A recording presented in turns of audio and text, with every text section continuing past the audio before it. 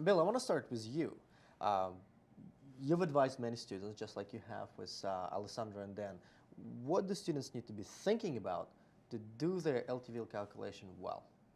Yeah, as we've talked about the how at this part of it before, this one we've really got to be systematic here, and let's just do that. I mean, the first thing you got to know is the price for the one-time revenue. That they went through in the previous step with pricing, but now, and that's the price for the one-time revenue and price for recurring. So we picked that up in an earlier step. Now, next is next. When are they going to buy another product? And in your case, what did you do?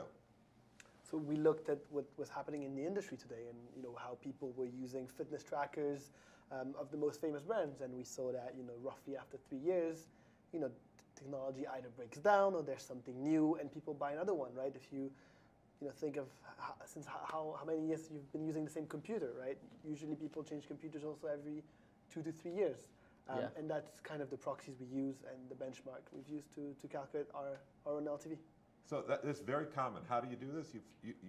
You think about it your best way, and then you find out is there something else that you can compare yourself to? Yeah, you looked at the customer habits, right? It's habitual for them to change the product every 3 years. Exactly. Yeah, and if you're not changing the habit, well, all right, that's your comparable. Right.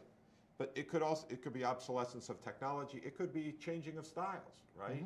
It could just be, the product breaks down. The mileage on a car is so much. These things break down. All of those are you can tell you how long your product life is. And then when they talked about, what will they renew at?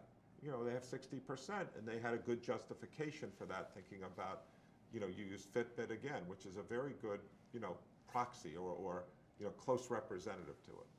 But please walk us through your logic for how you picked your retention rate. So, we picked a retention rate of roughly 60% by looking at what was happening in the market and the way consumers were behaving.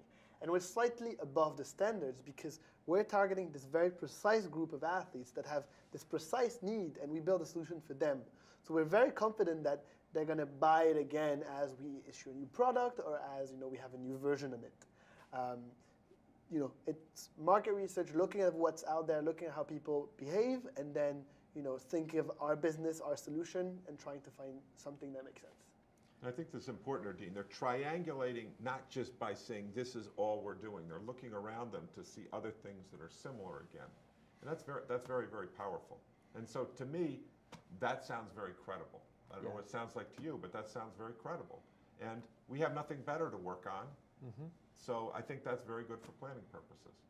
Well, you have it now, and then as you grow, you will learn more.